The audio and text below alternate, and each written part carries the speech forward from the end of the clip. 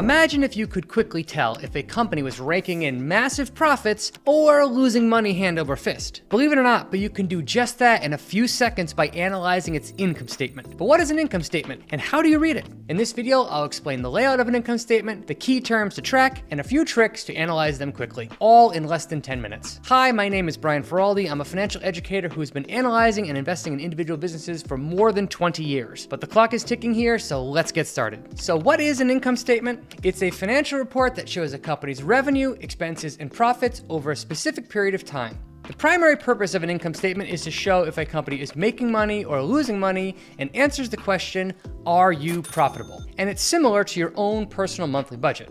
The income statement tracks a few key metrics, including revenue, expenses, and various ways of measuring the company's profit. Now, to understand the income statement better, let's pretend that you own a coffee shop called Best Coffee Company, and you just created an income statement for the year ending 2023. Here is your income statement, and notice right at the top that we have the time period of the income statement. This is a very important thing to note, and it tells us if we're looking at a quarter, a 6-month period, or a year. In this case, we are measuring the company's income statement between January 1st and December 31st, 2023. Now, the top line of the income statement is a company's revenue, which is all the sales that it generated during the period. Since this is a coffee company, the formula for figuring out revenue was the price per cup of coffee sold times the number of cups of coffee that were sold. So in this case, the price was $2 per cup times 10,000 cups sold equals $20,000 in revenue during this period. The next number on the income statement is called cost of goods sold, and these are all of the costs that go directly into making the product or delivering the service.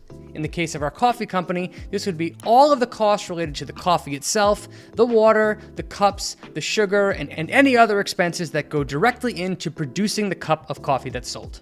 Once we subtract that expense, we get a very important number called gross profit, which is the total amount of dollar profit that a company produces just from selling the product or service. Now, after that, there are lots more expenses that we continue having to subtract. One of the biggest line items on a company's income statement is the company's operating expenses, which are also called overhead expenses. This includes things like rent, salaries, marketing and sales expenses, administrative expenses, fixed costs, and more. Once we subtract operating expenses from gross profit, we get the company's operating income, which is the total amount of profit that the business generated during the period before subtracting other expenses and costs. Now, after we get operating income, the next line item is non-operating income and expenses. These are various forms of income or costs that have nothing to do with operating the business, but the company still has to pay for and take on. The most common things that you will see in this category are interest payments on the company's debt, or it could be a positive number if it sold one of its assets. After adding and subtracting the company's non-operating expenses, we get pre-tax income. This is also called earnings before tax, or EBT. From there, the final expense that we pay is income taxes, which includes all federal, state, and local taxes that must be paid during the period. And after subtracting income taxes from pre-tax income, we get net income, aka earnings after tax, aka profits. All those terms mean the exact same thing. Now, with a corporation, we then have to take that net income and divide it by the total number of shares that exist in that company. Doing so gives us a very important number, which is the earnings per share of the business, also called profits per share of the business. This is how much claim on the profits each individual share of stock in that corporation has. Now, it's important to know that not all companies use these exact terms and layouts when they're making their financial statements. In fact, not all companies even call this financial statement an income statement.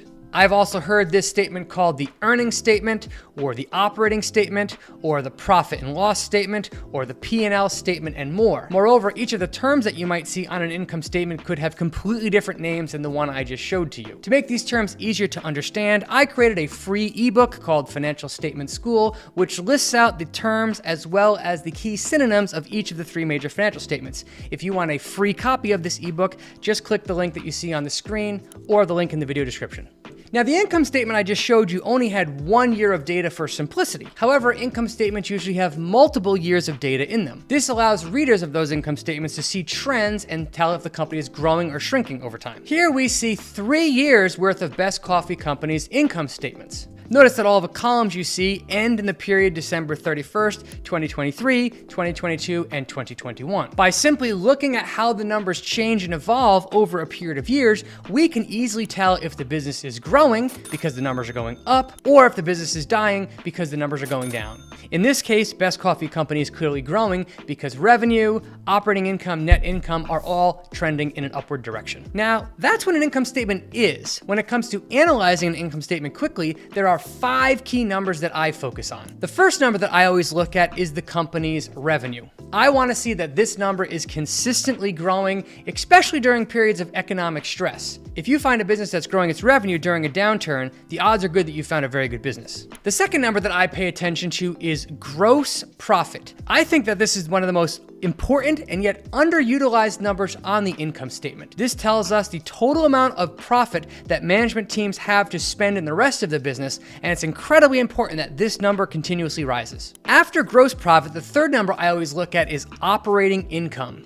This is the operating profit of the business itself before accounting for those other expenses that management teams may or may not have control over. If a business's operating profit is growing consistently, I view that to be a very positive sign. The fourth number that I always look at is the earnings per share. This is the profit that the company generates divided by the number of shares that are outstanding. Since the number of shares outstanding can grow or shrink depending on if the company is issuing stock or buying back stock, I care more about the earnings on a per share basis than I do in absolute numbers. Speaking of shares outstanding, I always next take a look at the company's total share count. I like to see that the share count is very stable, or even better, shrinking over time. If a company's share count is rapidly increasing, that tells me that the company is issuing too much stock, which could dilute me as a potential shareholder. Now that we understand the 5 key numbers to look at, let's take a look at the income statement of a real company to see these numbers in action. Here is 3 years worth of income statements for an American-based retailer called Dollar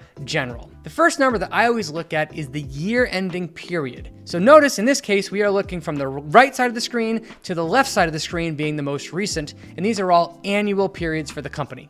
This company chose to have its fiscal year end in late January or early February, as opposed to the normal calendar of December. So let's take a look at the top line of Dollar General's income statements, which is net sales, aka revenue for the business. This number was $34 billion in 2022, and it's increased to $38 billion in 2024. So this company is growing its revenue. The next number that I like to look at again is gross profit.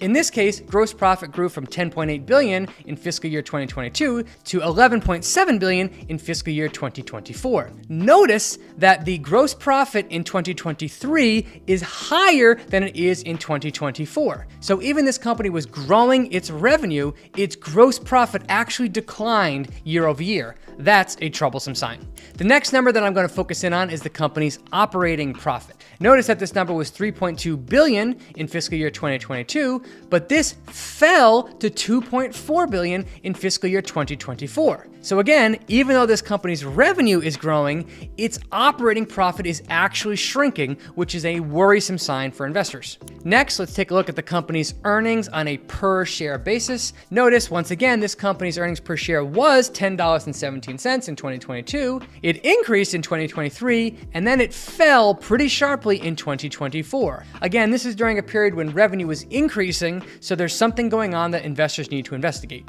The final number that I always like to look at is the weighted average shares outstanding. Notice that the diluted share count was 235 million shares outstanding in 2022, and more recently it's 219 million shares outstanding. The share count is decreasing over time, which tells me that this company is clearly buying back its stock at a pretty rapid pace. That tells me that it's a shareholder-friendly company that is actively returning capital to investors. Once you get the hang of looking for these 5 numbers, you can actually learn a lot about a business just by giving the income statement a quick glance. Now, like any skill, the best way to master analyzing income statements is simply to practice. But if you can train yourself to watch these 5 key terms when analyzing an income statement, you'll learn also how to analyze it extremely quickly. Well, I hope that you enjoyed this video. If so, give it the thumbs up and let me know in the comments what other financial statements you want me to cover. And if you want a free copy of that accounting infographic ebook, just click the link in the video description. Brian, out.